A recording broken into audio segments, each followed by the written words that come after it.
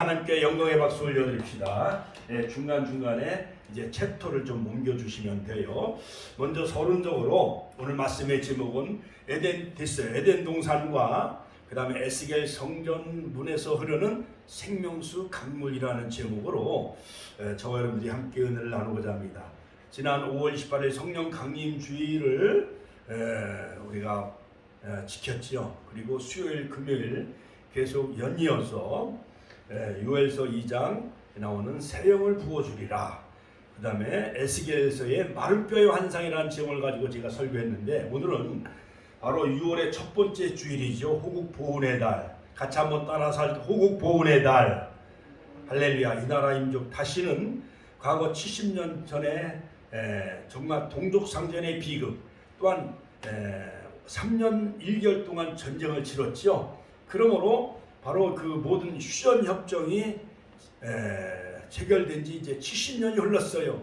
이 땅에 정말 마른 뼈가 뒹굴고 있는 고국의 산하에 많은 전쟁의 희생자들 100만 명이 죽고, 북한군 200만 명이 죽고, 또한 미군 3만 7천 명이 죽고, 또한 유엔군이 이 나라에 뼈를 묻은 이 대한민국, 마른 뼈가 다시 살아나는 말씀이 대언이 선포되어지고, 남북에서 사방에서 생명이 불어올 때, 할렐루야, 마른 뼈가 하나님의 큰 군대가 되어져서 진리로 하나 되는 한국교회, 또한 뿐만 아니라 전 세계에 복음을 들고 나가는 대제사장 나라가 되어질 줄로 믿습니다. 할렐루야. 하나님께 영광의 박수 올려드립시다. 먼저 간략하게 그 에스겔 선지자에 대한 그 인적 상황에 대해서 조금 제가 소개 올린다고 하면, 에스겔은 하나님께서 강하게 하신다. 같이 한번 따라서 하나님께서 강하게 하신다, 혹은 하나님은 강하시다라는 뜻이, 하나님은 강하시다, 그 이름의 뜻을 가지고 있는 그러한 환상과 소망의 선자가 바로 다름 아닌 에스겔이었던 것이었습니다. 그는 사독 계열의 제사장, 그 아버지는 부시, 같이 한번 부시. 옛날에 그 미국의 그 걸프 전쟁 때 그 아버지 그 부시 대통령이 있었잖아요. 아들도 또 대통령이 되어졌잖아요. 그 부시 대통령 그 이름 마냥 이 에스겔 선자의 아버지가 제사장, 사독 계열의 부시 제사장의 아들이 바로 에스겔이었던 것이었습니다. 에스겔서 1장 3절, 포로 시대 바벨론에서 활동한 제사장 바로 출신이었고 예언자지요. 환상을 많이 봤어요. 그러므로 에스겔서 1장에 보면은 빽빽한 북풍에서 구름이 폭풍이 불어오고 구름 사이에 번쩍번쩍하는 가운데 하나님의 음성이 그발강가에 바로 포로로 잡혀간 지 5년 만에 바로 에스겔 선지자에게 하나님이 환상이 그에게 임하는데, 사람의 형상과 소의 형상과 사자의 형상과 그 다음에 독수리의 형상과 사면에 다 내 눈이 있고 또 형상들이 있고, 그 발에는 바퀴가 달려서 하나님의 신속성을 바로 이 에스겔 선지자에게 환상을 보여준 것을 볼 수가 있습니다. 바로 이 에스겔 선지자는 2차 바벨론 나라가 침입해 왔을 때의 그발강가에 바로 포로 정착민, 거기서 약 1만 명이 다 끌려가요. 2차 포로로 끌려갈 때에 귀족과 모든 왕족들과 지식인들을 끌어가는데, 그때 바로 이 에스겔 선지자도 포로로 끌려가요. 자, 먼저는 605년에 다니엘이 먼저 포로로 끌려가고, 그 다음에 1차 침략, 2차 침략, 3차 침략을 통해서 예루살렘 성전이 다 회파되어지고 무너져요. 그리고 완전히 망하게 돼요. 그리고 왕도 포로로 끌려갑니다. 여호와김 왕, 그 다음에 여호와긴 왕, 그리고 마지막 시드기야도 눈이 다 뽑혀서 개 끌려가듯이 포로로 끌려간 나라가 바로 남유다였습니다. 자, 그러므로 그때의 시대적 역사적인 그 배경을 살펴보면은 바로 중동의 최대 강국이었던 아수르가 다 망하게 되어져요. 주전 612년 바로 이 아수르가 북이스라엘 나라를 722년에 다 멸망시킨 나라였는데, 그 아수르 나라가 바벨론에 의해서 또 망하게 되어져요. 주전 605년 바로 그 아버지 느부갓네살 왕 아버지는 바로 나보폴라살이 있는데, 그 아버지가 아수르를 다 패망시키고 아들 느부갓네살 왕이 바로 유대 나라를 침략해서 유대 나라를 다 패망시켜요. 그때 바로 여호와김 왕 주전 609년에서 598년. 그 다음에 주전 605년에서 바로 애굽 왕 바로누크를 유브라데 유역에서 쳐부순 이 느부갓네살에 의해서 바벨론 나라가 완전히 속국이 되어져요. 과거 1910년 일제가 바로 이 조선을 침략함으로 1910년 한일 합방이 이루어진 것 마냥 그 3년 동안 바벨론의 속국이 왕이 되었습니다. 자, 그는 이후 3년 동안 바벨론 왕 느부갓네살을 섬기다가 배반하며 그의 아들 여호와긴이 3개월간 있다가 주전 597년 유다의 배반을 괘씸히 여겨 제2차 침략을 하고 느부갓네살의 군대에 의해서 예루살렘이 함락이 되어져요. 우리나라 말하면 서울 수도가 함락이 되는 것 마냥 바로 6월은 호국 부운의 달이지요. 과거 73년 전에 김일성이가 소련 탱크를 밀고 그 다음에 소련의 스탈린과 중국의 마오쩌둥한테 제가를 받고 1950년 드디어 남침하게 되어지죠. 1950년 6월 25일 새벽에. 자, 여러분, 이와 같이 바로 남유다 예루살렘이 완전히 망하게 되어져요. 느부갓네살 왕에 의해서. 자, 마지막 이 에스겔도 이때 바벨론으로 포로로 끌려가게 되어지는데 유다 나라의 마지막 왕은 바로 시드기야였어요. 주전 597년에서 586년. 그러므로 시드기야 왕이 마지막 왕이요. 눈이 다 뽑히고 개 끌려가듯이 왕이 포로로 잡혀가요. 바벨론에 의해 완전히 패망을 하게 되어집니다. 열왕기하 28장 8절로 21절. 에스겔이 활동하던 시대는 이처럼 이스라엘의 역사 속에서 국가적인 형태를 잃어버리는 비운의 시기였어요. 절체절망의 위기였던 것이었습니다. 바로 이 에스겔이 활동한 그 주요 생애를 살펴보면은 17가지 여러가지 행동을 통한 예언을 하게 되어지는데, 먼저 그가 태어난 연도는 주전 623년 바벨론 나라 침략을 받게 되어졌지요. 세 번째, 예루살렘이 함락이 되어집니다. 주전 597년. 또한 네 번째, 그발강께서 사로잡혀 백성들이 그곳에서 정착하며 살게 되어져요. 그러면서 버드나무에 검은 굴을 걸어놓고 그는 예루살렘을 향해서 슬픈 노래를 불러요. 리버 리버 바빌론이란 그 노래를 부르게 되어지죠. 그 다음에 다섯 번째, 바벨론 포로 5년에 바로 손자로 소명을 받아요. 그 아버지가 제사장 부시였고 그 아들이 에스겔이 바벨론 나라의 포로로 끌려간 지 5년 만에 드디어 손자로 소명을 받습니다. 그룹들 가운데 환상을 보지요. 사람의 형상, 소의 형상, 사자의 형상, 독수리의 형상. 그때가 주전 593년 에스겔서 1장 4절로 28절. 자, 유대 나라에 임할 여러 가지 심판을 예언합니다. 그 다음에 이 에스겔 선자는요, 우리 어렸을 때 그때 막 60년대 70년대 옛날 겨울에 막 솔방울로 가지고 불장난도 놀고 그럴 때 떡가래 같은 걸 솥동에다 막 구워 먹잖아요. 그거 마냥 쇠똥에다가 불을 이렇게 해가지고 거기다가 이 떡을 구워서 먹어요. 뭐 인절미나 시루떡이나 가래떡을 구워 먹듯이 그렇게 쇠똥에다가 떡을 구워 먹을 정도로 그들은 너무 살기가 어려웠던 거예요. 주전 593년 에스겔서 4장 4절로 17절. 자, 그런데 에스겔 선지자를 통해서 이스라엘이 회복될 것을 예언합니다. 주전 593년 에스겔서 33장. 백성들에게 박해를 받아요. 더럽혀진 성전의 환상을 보고 불에 탄 포도나무 환상을 보고, 자, 여러 가지 장작더미, 화목, 이스라엘 나라가, 유대 나라가 불에 던져진 그러한 그 불타는 장작더미처럼 바로 예루살렘의 그 패망을 바로 환상을 다 보여주고, 예루살렘 성전의 환상도 보여주고, 아내가 죽습니다. 아내가 그때가 35살 정도의 나이에, 젊은 나이에 아내가 죽어요. 근데 하나님은 에스겔서 24장 18절에 슬퍼하지 말라라고 또 위로해 주십니다. 자, 열방들에 대한 심판을 선언하고 마룻배의 환상, 지난주 설교했지요. 자, 주전 585년 이스라엘 나라의 회복을 예언하게 되어지고, 자, 그러다가 13년 동안 예언이 중단되어지고, 드디어 이제 에스겔서 40장부터 48장까지 예루살렘 성전에 대한 환상을 보여주는데, 제가 6월달 내내 이 에스겔에 대해서 이제 강의할 거예요.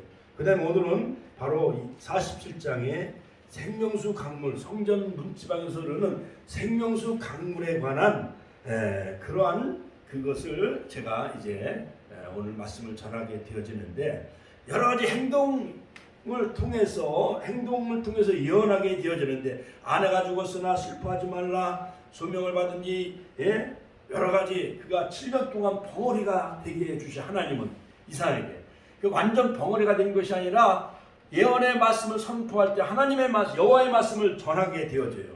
그리고 나머지는 다 벙어리 되게 하고 말을 하지 못하게 하시고, 그 다음에 발을 구르고 그 다음에 손뼉을 치며 춤을 추면서 막 이렇게 행동으로 얼마나 다급했는지 그렇게 예언하게 되어집니다. 눈으로 쏘아보고, 그 다음에 음식에 대해서 제한하게 해주시고, 그 다음에 머리털 3분의 1, 그 다음에 수염을 깎아서 3분의 1은 다 불사르고 3분의 1은 칼로 쳐서 이 모든 머리를 다 난두질하고 자르고, 그 다음에 3분의 1은 바람에 날려 흩어지게 하는 그 유대 민족들이 3분의 1은 다 포로로 끌려가고 3분의 1은 다 처참하게 죽임을 당하고, 그리고 3분의 1은 다 칼로 망하게 하는 이러한 모든 그런 유대 나라의 모든 그 심각한 상황을 바로 에스겔 선지자 행동 예언을 통해서 다 하나님은 그 예를 통해서 예언하게 하신 것을 볼 수가 있습니다.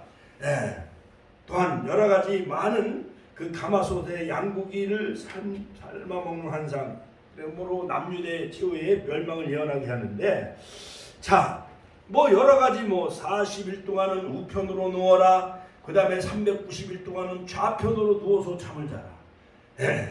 참 너무너무. 그 다음에 반석 위에 예루살렘을 그려라, 벙어리가 되게 하라, 손뼉을 치고 발을 굴러라, 쇠사슬을 만들어라, 성벽을 뚫고 행문을 옮겨라. 그때 바로 예루살렘이 망하게 되어지지요. 자, 그러므로 여러 가지 두 막대기가 하나 되는 환상 등 이러한 모든 이 에스겔을 통한 이 모든 그 예언과 환상 그대로 하나님은 남유대의 멸망을 바로 다 알려주시는데, 바로 에스겔서 47장은 성전 보좌로부터 물이 흘러나옵니다. 그것이 강을 이루는 환상이며, 이 물이 흘러가는 곳마다 생명이 살고, 그 다음에 생명이 없었던 사해바다, 죽어가는 그 염해, 그 죽어가는 그 소금 바다도 이 성전 문집 에스겔의 그 성전은 바로 환상에서 보여주는 상상적인 성전이에요. 자, 이스라엘 나라는 세 성전이 있어요. 첫째는 주전 918년에 바로 솔로몬 성전. 그 다음에 수룹바벨, 바벨론 포로에서 주전 580년에 돌아 수룹바벨 성전, 가짜 수룹바벨 성전. 그리고 그걸 완전히 다 무너지지요. 자, 그런데 터만 조금 남아 있었는데, 그런데 헤롯 대왕이 유대인들의 환심을 사기 위해서 주전 20년에서부터 46년 동안 64년 동안 헤롯 성전이 지어져, 이 세 성전이 있는데, 바로 이 에스겔 성전은 에덴 동산에서 에덴의 성전을 바로 이것을 환상으로 보여준 성전이 바로 에스겔 성전이고, 바로 에스겔 성전의 청사진은 요한계시록 22장에 나오는 거룩한 성 새 예루살렘, 그것의 청사진이 바로 에스겔에 보여준 바로 40장부터 48장까지 보여준 모든 그 에스겔에게 보여준 성전의 청사진은 장차 우리가 죽어서 하나님 나라에 가는 새하늘 새 땅에 그 천국에 있는 그 성전을 바로 보여준 그 예표라 할 수가 있는 것입니다. 그러므로 에덴의 성전, 같이 에덴의 성전, 그 다음 에스겔의 성전, 그 다음에 요한계시록의 성전은 공통점을 가지고 있어요. 특별히 본문 에스겔서 47장에 보면은 바로 이 성전으로부터 흘러나오는 물은 하나님의 영인 성령을 상징해요. 같이 하면 성령을 상징한다. 성령이 우리 안에 거하시면 우리는 성전이 되어져 가는 거예요. 그러므로 세상 믿지 않는 많은 사람들은 바로 예수님을 구주로 영접하고 있지 않기 때문에 그런 성령이 그들 안에 거하지 못해요. 그리스도의 영이 없으면 그리스도의 사람이 아니기 때문에 그들 안에 성전이 없는 거예요. 하나님의 성령이 없는 거예요. 또한 주님의 영이 그들 안에 거하지 못하고 있습니다. 그러므로 성령이 우리 안에 거하시면 우리는 하나님의 성전이 되어지는 것 같이 우리 심령 안에 하나님의 성전이 지어져 있잖아요. 에베소서에 보면은 성전이 마디마다 우리가 다 지어져 가는 거고, 그 다음에 건축되어져 가는 거고, 그 다음에 우리는 바로 고린도전서 3장 6절 너희는 하나님의 거하신 거룩한 성령의 전이다. 고린도전서 3장 16절 할렐루야. 한번 읽어봐요. 그러므로 성령이 우리 안에 거하시면 우리는 하나님의 성전이 우리 안에 있는 거예요. 예루살렘 성전, 에스겔 성전, 에덴의 성전이 우리 안에 거하시는 줄로 믿으시길 주의 이름으로 축원합니다. 축원합니다. 자, 그러므로 예수님도 요한복음 7장 38절 40절에 보면은 나를 믿는 사람은 성령의 말함과 같이 그 배에서 생수의 강물이 흘러나올 것이다. 이것은 예수를 믿는 사람이 받게 될 성령을 가리킨 말씀이에요. 할렐루야. 할렐루야. 자, 그러므로 우리는 종말 시대에 자, 빨리 읽어봐요. 종말 시대에 살아가는 우리를 상징적으로 보여주고 있는 이 거룩한 성전, 바로 성전을 우리 마음의 성전을 삼으셔서 날마다 여러분 영적으로 승리하는 저와 여러분들이 다 되시기를 주의 이름으로 축원합니다. 하나님은 바로 이 에스겔에게 비전과 꿈을 보여주셨어요. 그러므로 에스겔은 계시의 꿈을 통해 하나님 유대 나라의 회복에 대한 소망을 품게 하셨어요. 그 다음에 성전에서 흘러나온 물을 닿는 곳마다 생명의 역사가 일어나는 거예요. 여러분, 지금 이제 농사철이잖아요. 이제 모내기가 다 끝냈어요. 그러므로 모내기를 하기 전에 논에다 무얼 먼저 대요?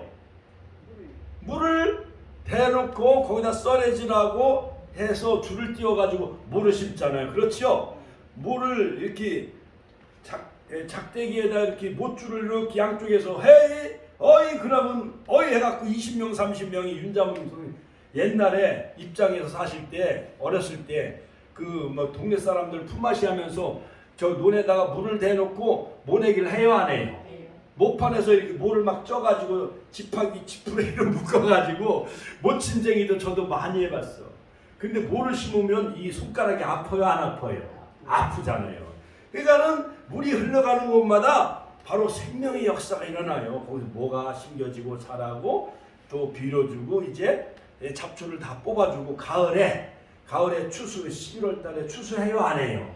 그거 마냥 여러분 인류 모든 문명의 발상지는 이집트의 나일강, 그 다음에 바벨론 문명의 유브라데스 티그리스강, 그 다음에 중국의 황하 문명, 그 다음에 인도의 인더스 겐지스강, 그 다음에 한국은 한강의 기적을 통해서 바로 이 강물을 통해서 인류의 문명이 생성되는 것을 볼 수가 있잖아요. 그렇죠? 바로 에덴 동산도 바로 에덴에 네 강이 흘러가요. 비손강, 기온강, 히데겔, 그 다음에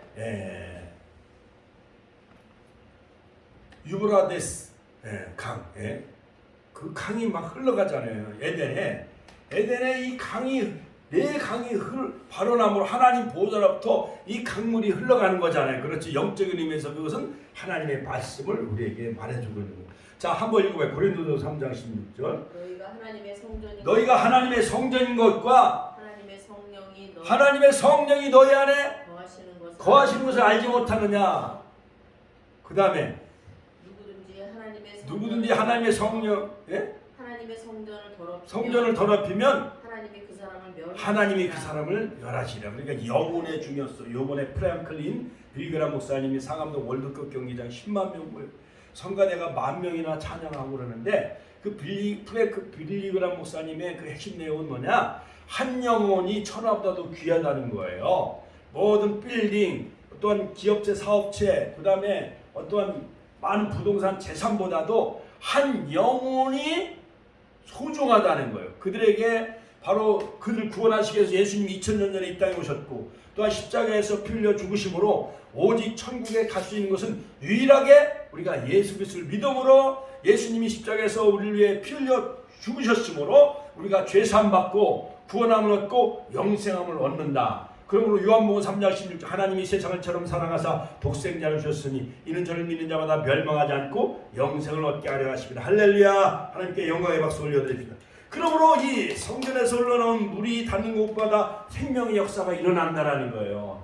자, 그러므로 인류 문명의 발상지도 다 강을 중심으로 에덴 동산의 발원지도 네 강물이 흘러가죠. 비손, 기온, 히데겔, 유브라데 이런 강이 흘러가듯이 바로 하나님 보호자로부터 그 생명수가 흘러간 것처럼 바로 이 생명수의 말씀은 영적인 의미에서 말씀이요 또한 성령의 역사를 할 수가 있는 거예요. 그러므로 이 강물이 흐르는 곳마다 생명의 역사가 일어나고 그 다음에 나무가 서고 잎사귀가 살아나고 또한 약재가 되어지고 열매가 맺어서 물고기가 거기서 뛰어놀고 어부가 설 것이며 바로 죽어가는 염해바다 사해바다를 소성케 하고 모든 전 인류를 소성케 하고 할렐루야. 에스겔 그 성전 눈에서 처음에는 동쪽으로 흐르다가 남쪽으로는 바로 일천적을 측량하니 발목에 오르고 일천적을 측량하니 무릎에 오르고 일천적을 측량하니 허리에 오르고 일천적을 측량하니 창이라여 헤엄할 무리로다. 이처럼 여러분 회복과 치유의 역사가 바로 이 호국 보훈의 달 6월달에 우리 축복교회에게 임하시기를 주님의 이름으로 축원합니다. 축원합니다. 자, 그러면 이제 본론으로 들어가 에스겔 성전은 예루살렘 성의 청사진으로서 종말에 일어날 일들을 예표하고 있습니다. 종말에 일어날 일들을 이제 다 예표하고 있는데 첫 번째, 자, 에덴 동산과 에스겔의 성전 연결 같이 한번 따라서 에덴 동산과 에스겔 성전의 연결 그 근거 첫 번째 창조의 사건 속에 종말이 담겨져 있다. 하나님은 바로 이사야서의 말씀을 통해서 우주 만물을 창조하실 때 종말에 관한 그 내용이 담겨져 있는 것을 볼 수가 있습니다. 그러므로 이사야서 46장 10절에 보면은 자 내가 종말을 처음부터 고하며 아직 이루지 아니한 일을 옛적부터 보이고 이르기를 나의 모략이 설 것이며 내가 나의 모든 기뻐하는 것을 이루리라. 자, 그러므로 여러분 바로 창세기 6장에 보면은 하나님은 아담의 10대 손 노아 때에 하나님 홍수로 다 심판을 하시나요? 안 하시나요? 다 하시는 거예요.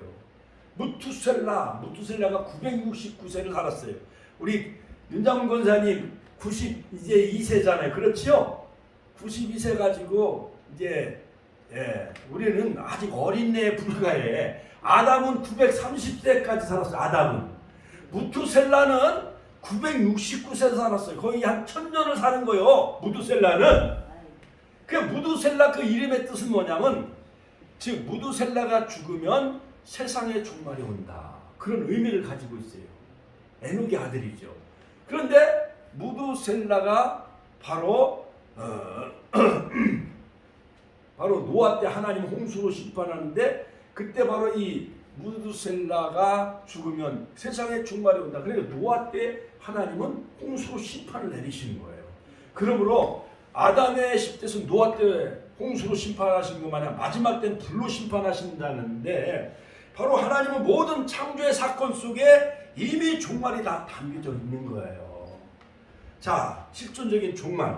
자, 여기서 처음은 바로 히브리 말로 레시트라고 하는데 히브리 말로 이 레시트 잘 안 보이죠? 레시트라고 하는데 바로 이 에덴 동산의 이미지를 가장 많이 사용하고 있는 선자가 바로 에스겔 선지자인데 바로 이 처음이라는 히브리 단어 레시트에는 바로 태초로 번역되어졌어요. 그러므로 하나님은 창조의 사건 속에 종말이 담겨져 있다라는 거예요. 그러므로 에스겔 선자는 선자들 가운데 에덴 동산의 이미지를 가장 많이 활용하면서 바로 에스겔 성전에 대한 모든 환상을 에스겔서 40장부터 48장까지 바로 우리가 장차 죽고 가면은 요한계시록 22장에 거룩한 성 새 예루살렘 새하늘 새 땅에 있는 그 성전 안에 우리가 들어가게 되어지는데 거기서 바로 하나님의 빛 가운데 어린 양이 등불이 되어져서 바로 거기서 눈물도 없고 죽음도 없고 근심이 없고 질병이 없는 그곳에서 우리가 영원히 살게 되어지는데 거기서 오직 우리가 주님만을 찬양하며 예배하게 되어지는 거예요. 할렐루야. 하나님께 영광의 박수 올려드립시다. 그러므로 에스겔서 28장 13절에 우리가 옛적에 하나님의 동산에 에덴에 있어서 그러니까 에덴의 동산을 많이 인용한 선자가 바로 에스겔 선자예요. 에스겔 31장 9절 내가 그 가지로 많게 하여 모양이 아름답게 하더니 하나님의 동산 에덴에 있는 모든 나무가 다 투기하였느니라. 에스겔서 31장 16절 거기에도 보면은 바로 이 에덴 동산을 인용하고 있어요. 에스겔 31장 18절도 그 영화와 광대함이 에덴의 모든 나무 중에 어떤 것과 같은 하면서 결국 이 에덴 동산도 하나님의 성전이었어요. 하나님이 계시는 곳이니까 하나님의 성전이죠. 그러므로 에덴에도 성전이요 에덴도 교회를 할 수가 있어요. 그러므로 아담은 담임 목사고 총회장은 하나님이시고 하와는 교회를 예표하는 모형이며 그림자라 할 수가 있어요. 그러니까 에덴의 첫 번째 교회가 하와가 사단의 유혹, 뱀의 유혹에 무너져요, 안 무너져요? 그러므로 에덴의 첫 번째 성전 그 교회가 사탄의 유혹에 넘어지고 그 유혹에 넘어가는 것을 볼 수가 있습니다. 자, 그러므로 세 번째 에덴 동산도 성전이다. 같이 한번 에덴 동산도 성전이기 때문이다. 에스겔서 28장 13절. 자, 그게 두 번째. 자, 그러므로 이런 관점에서 에덴 동산은 에스겔 성전과 연결되어져요. 자, 그게 두 번째, 생명수의 영적인 의미. 자, 그러므로 에덴 동산에도 네 강물이 흘러갔어요. 비손, 기온, 히데겔, 유라데 이 네 강이 흘러서 강물이 흘러가는 곳마다 각종 나무가 살고 세 종류의 나무, 각종 나무, 그 다음에 선악을 알게 하는 나무, 그 다음에 생명나무. 자, 그런데 범죄한 그 아담과 하와가, 물론 하와가 먼저 선악과를 따먹었죠. 뱀의 유혹에 의해서. 아담도 역시 그 부인이 선악과를 따서 먹으라고 하니까 남편도 먹어야 안 먹어요? 아내가 밥을 지어주면 남편은 먹어야 안 먹어요? 거기에 독약이 들었다 할지라도 아내가 지어주는 밥은 남편은 먹어야 안 먹어요? 먹는 거잖아요. 그렇지요? 자, 그래서 각종 나무가 있고 그 다음에 선악 알게 하는 나무가 있고 생명나무가 있는데, 선악을 알게 하는 나무는 먹지 말라, 먹으면 정령 죽으리라 하나님이 말씀하셨음에도 불구하고 하와는 하나님의 말씀을 듣지 않냐고 누구의 말을 들어요? 뱀의 말을 들어서 에덴의 성전, 에덴의 교회가 무너진 거예요. 교회도 사탄이 틈타면은 교회도 가장 먼저 목사를 노려요. 사모를 노려요. 그 다음에 중직자를 노려요. 그 목회자가 쓰러지면 그 교회는 무너질 수밖에 없는 겁니다. 자, 그러므로 이 에덴에서 네 강물이 흐르듯이 인류 문명의 발상자도 강물을 중심으로 인류 문명이 발생된 것 마냥 바로 이 에스겔 성전도 바로 성전 문에서 동쪽으로 흐르다가 남쪽으로 흘러가는데, 일천쪽을 측량하니 발목에 오르고 일천쪽을 측량하니 무릎에 오르고 허리에 오르고 창이라여 온몸을 담글 만큼, 사천척을 측량할 때 그 생수의 강물이 바로 죽어가는 사해바다로 솟게 하는 것 마냥 마지막 시대에는 할렐루야, 에스겔 선지자에게 예언된 작은 두루마리 책을 먹고 구하며, 할렐루야, 요한계시록 10장에 나오는 작은 책을 먹고 요한계시록 11장에 두 중인의 역사가 일어나서 영원한 복음 생명수를 전하는 우리 축복교회가 되어지시길 주 이름으로 축원합니다. 자, 그러므로 생명수는 뭐냐? 생명수는 영적으로 하나님의 말씀이다. 같이 하나님의 말씀이다. 요한복음 4장 13, 14절 예수께서 대답하여 하셨되 이 물을 먹는 자마다 다시 목마르거니와 내가 주는 물을 먹는 자는 영원히 목마르지 아니하리니 나의 주는 물은 그 속에서 영생하도록 솟아나는 샘물이 되리라. 에베소서 5장 26절 곧 물로 씻어 말씀으로 깨끗하게 하사 거룩하게 하시고 물과 성령을 거듭나지 않으면 하나님 나라에 들어갈 수 없느니라. 요한복음 5장에 보면 니고데모가 밤에 찾아와서 어떻게 해야 우리가 천국에 들어갈 수 있습니까? 사람이 거듭나지 않으면 하나님 나라에 들어갈 수 없느니라. 어떻게 어머니 뱃속에 다시 들어가서 다시 나올 수 있습니까? 물과 성령으로, 같이 물과 성령으로 거듭나지 않으면 결단코 하나님 나라에 들어갈 수 없는. 할렐루야. 두 번째, 이 세상의 물은 아무리 마셔도 영원하지 못하는 이 세상 물, 타락한 문화. 그러므로 요한복음 4장의 18절에 보면 내가 남편이 5이 있었으나 지금은 네 남편이 아니니라. 그러니까 수가성의 여인은 남편을 5명이나 바꿔치기 해봤어도 참 행복을 누리지 못한 거예요. 대단한 여성이죠. 그렇죠? 조용기 목사님 말씀에 인용하면은 돈 많은 부자하고 살았어도 행복이 없었어요. 그 다음에 잘생긴 아랑드론과 같이 살았어도 행복을 누리지 못했던 수가성 여인이, 그 다음에 지식인 대학 교수와 살았어도 행복함을 누리지 못했고, 그 다음에 명예가 많은 그러한 정치인과 살아봤어도 참 만족을 누리지 못하고 행복이 없었어요. 지금 살고 있는 남편도 내 남편이 아니에요. 6, 5. 근데 7번째는 신랑 되신 예수님을 진정으로 남편으로 맞이할 때 참 행복과 만족을 누릴 수 있다는 것을 바로 교훈해 주고 있습니다. 할렐루야. 자, 그러므로 이 세상의 이 물에서 아무리 야구입한 물을 거기서 길었을지라도 이 물은 영원하지 못하며 바로 예수님이 주시는 그 생명의 말씀 영생수가 타락한 문화 이 세상 물은 우리에게 영원한 만족을 줄 수가 없어요. 그러므로 예수님 말씀 바로 이 말씀과 성령을 통해서 우리가 영생함을 누리는 우리 모두가 다 되시길 주의 이름으로 축원합니다. 요한복음 7장 30절 38절 누구든지 목마른 자는 다 내게로 와서 마시라. 나를 믿는 자는 그 배에서 생수의 강물이 흘러나리라. 할렐루야. 소사나라. 할렐루야. 그 복음성가에 있는 것 마냥 영생수 생수의 강물이 솟아날 때 은혜가 넘치고 기쁨이 넘치는 역사가 있길 주의 이름으로 축원합니다. 세 번째, 생명수의 출처는 뭐냐? 생명수의 출처. 그건 높은 곳에서 물이 흘러요. 여러분 그 제주도 같은 데 가보고 지리산에 가보면 이 폭포수 같은 데 가보면 물이 낮은 데서 거꾸로 올라가요. 분수는 낮은 데서 꼭 높이 올라가지만은 바로 이 물은 높은 곳에서 낮은 곳으로 흐르잖아요. 그렇지요? 그러므로 생명수의 출처는 가장 높은 곳입니다. 예수님으로부터 생명수가 나온다라는 거예요. 요한복음 4장 13절 14절. 자, 그러므로 예수님은 생명의 생명수가 되시고 그 다음에 생명의 영생수의 말씀이 되어지는 거예요. 그러므로 에스겔 성전의 생명수의 출처는 성전 문지방. 이거 넘길 수 있죠? 다음 페이지로. 요거 클릭을 해봐. 요거 클릭을 하면은 요거 요셉한테 요거 클릭을 해라 그래. 다음 페이지로 다음 페이지로 좀 넘기세요. 자, 다음 페이지. 에어컨도 좀 더 틀어줘. 에스겔 성전의 생명수의 출처는 바로 성전 문지방에서 생명수 강물이 흘러갔다라는 거예요. 그러므로 성전 문지방은 성수와 지성수의 그 본관, 성전의 본관을 말해주고 있어요. 그러므로 바로 이 에스겔서 47장에 보면 그가 나를 데리고 전문에 이르니 전의 전면이 동을 향하였는데 그 문지방에서 물이 나와 동으로 흐르다가 그 다음에 전 우편 제단 남편으로 흘러내리더라. 다음 페이지. 다음 페이지. 이거 그 전에 페이지. 이게 거꾸로 돼 있네. 이게 거꾸로 돼 있어요. 이거 맞긴 맞는데 거꾸로 돼 있어요.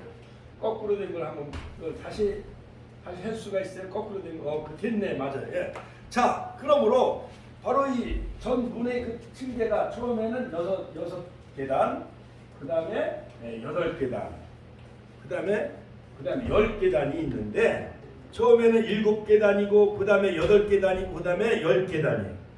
성전의 안뜰로부터 10계단 그 위에 바로 높은 곳에서 그러니까 이 에스겔이 본 환상의 성전은 약간 높은 곳에 있었던 것 같아요. 성전이 약간 집도 보면 약간 높은 곳에 지어야 좋잖아요. 그렇지요?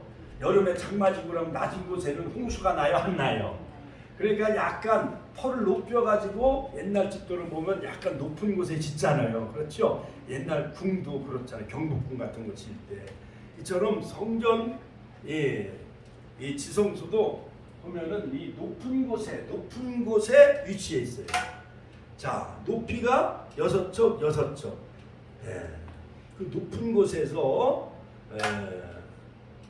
3.19m, 3.19m, 거의 한 6m 높이 정도로 높은 곳에 이 제단이 있었습니다. 자, 두 번째 에덴 동산의 생명수의 출처는 에덴 동산에서 가장 높은 곳에서 에덴 동산도 높은 곳에서 강물이 흐르기 시작을 합니다.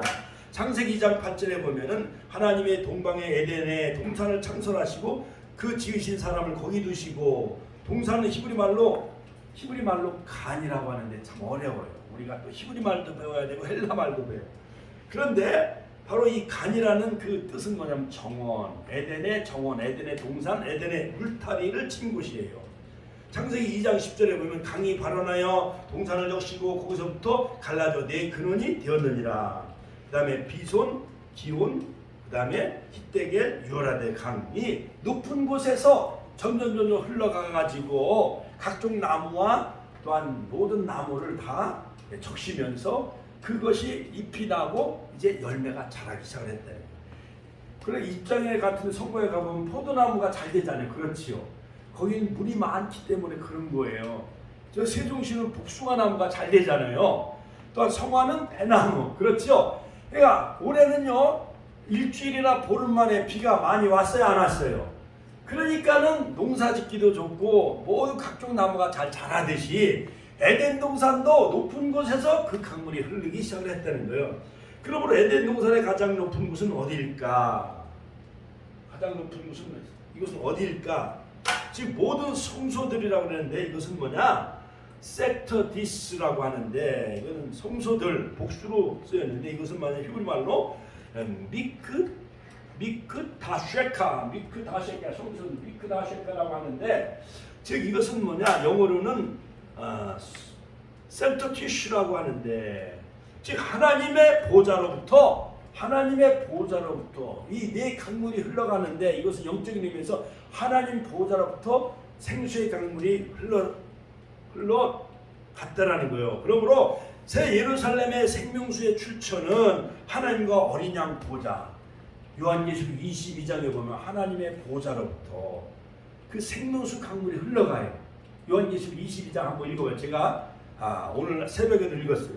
요한계시록 22장 1절에 보면 저가 수정같이 맑은 생명수의 강을 내게 보이시니 하나님과 어린 양의 보좌로부터 생명수 강물이 흘러 넘치는데 거기에는 각 계절마다 그 생명수 강물에 있는 나무가 열매를 맺더라. 그러므로 우리는 생명수 과실을 따먹고 즉 새 예루살렘에서 새하늘 새 땅 천국에서 영생함을 얻게 되어지는 거예요. 하나님 보좌로부터 흐르는 생명수 강물에 그 나무가 서 있는데 그 나무에 그 영생수 과실을 먹고 우리가 영생함을 누리게 되어진다는 거예요.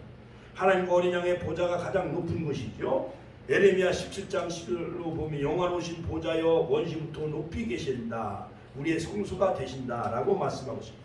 마지막 네 번째, 그러면 생명수가 거처하는 곳은 어디냐? 생명수가 거처하는 곳 바로 에스겔 성전에 보면은 생명수 강물이 흘러넘치는 환상을 보여주는데 이것은 번제단, 같이 한번 따라 번제단.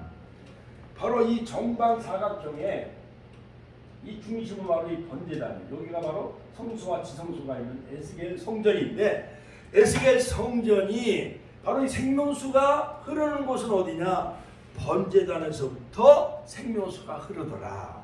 에스겔서 47장에 보면 문지방 밑에서 물이 나와 동으로 흐르다가 우편 제단 남편으로 흘러내리더라. 그러므로 번제단은 예수님의 십자가, 같이 하면 예수님의 십자가가 바로 우리의 성경의 중심이며 또한 성전의 중심이라 할 수가 있는 것. 모든 성전 구속사의 중심이 바로 십자가라 할 수가 있는 것입니다. 그러므로 에덴 동산의 중앙에 생명나무가 있듯이 그 생명나무 바로 예수님이요. 같이 생명나무는 예수님이요.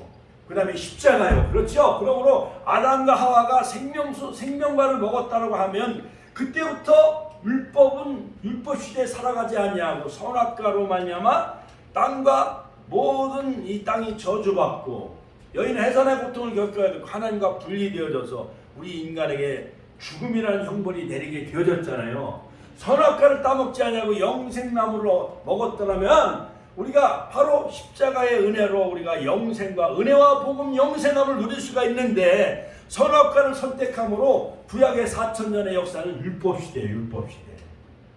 613가지 율법을 다 지켜야만 되어졌어요. 그러니까 선악과를 따먹은 우리 인류는 구원함을 얻을 수 없기에 생명나무가 되신 예수님이 십자가에서 보혈 피를 흘려주심으로 우리가 죄사함 받고 생명나무 되신 예수님을 우리가 먹음으로 영생함을 누리게 되어지는 줄로 믿으시길 주의 이름으로 축원합니다.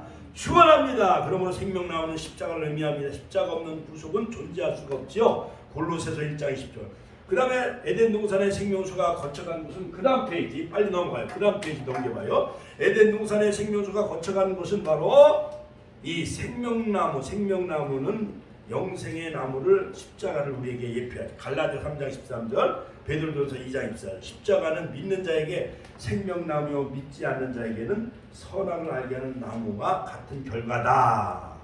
예. 고린도전서 1장 18절 십자가의 도가 멸망하는 자들에게 미라는 것이요 분노는 우리에게는 하나님의 능력이라. 그러므로 새 예루살렘의 생명수가 거쳐가는 곳은 길 가운데 흐르더라. 생명나무가 있더라. 할렐루야. 하나님께 영광의 박수 올려드립시다. 다음 페이지도 넘겨봐요. 다음 페이지. 그러므로 생명수가 도달하는 곳은 어디냐? 에스겔 성전의 생명수가 도달하는 곳은 바다요. 같이 한번 바다. 바로 물은 흘러 북한강에서 양평 청평에서 흘러 댐에서 흐르는 그 강물은 흘러 한강을 통과해 가지고 서해 바다로 흘러가요, 안 흘러가요?